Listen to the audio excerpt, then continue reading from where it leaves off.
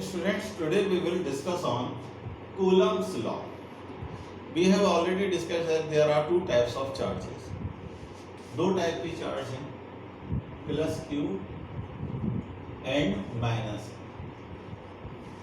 If the charges are same, they exert a repulsion force. For same charges, the force of repulsion will be there, and if the charges are opposite in nature, the force of attraction will be there. But the amount of force, this is the type of force. Second thing is amount of force. The amount of force is calculated by Coulomb's law, or Coulomb's gave the laws to calculate the amount of force. Suppose there are plus Q and minus Q, then the force will be attraction type. If they are same charges, the force will be repulsion type. So first thing, this force will be equal and opposite. So it also follow the third law of Newton's third law.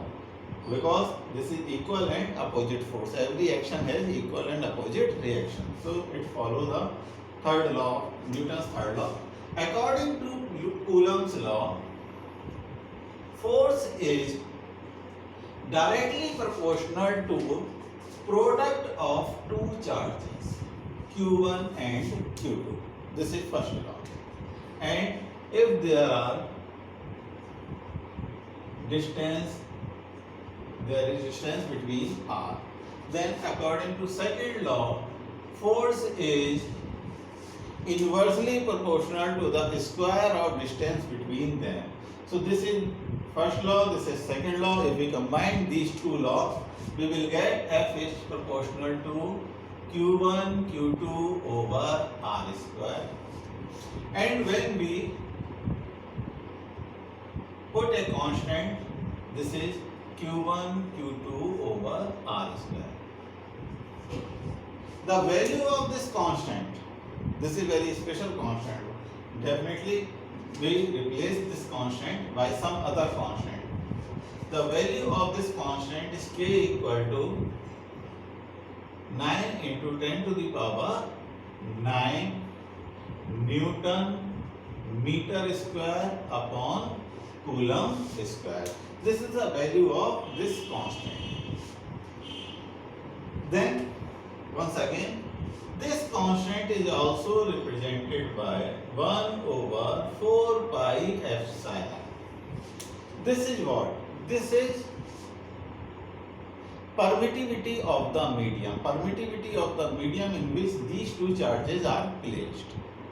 If the medium is free space or vacuum, this epsilon is denoted by epsilon naught. If it is some other medium, this epsilon is denoted by kappa epsilon naught. This is what? This is also an constant which represents the relative permittivity of the medium. Relative permittivity means permittivity of medium divided by permittivity of air or vacuum. Permittivity of medium, that is epsilon upon epsilon naught. This is what? This is. So finally we get F equal to 1 over 4 pi epsilon naught K kappa Q1 Q2 over R square.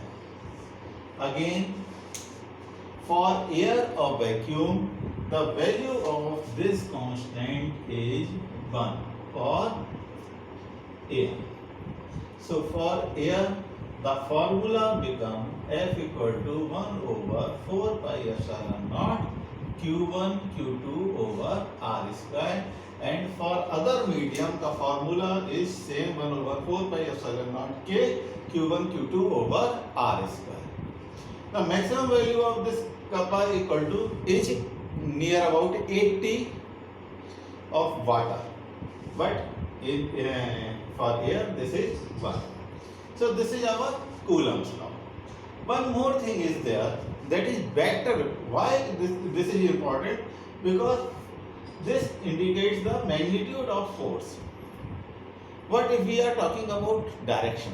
Why we are taking direction? Because force is a vector quantity, and if it is vector quantity, then direction will be there. So if when we consider the direction,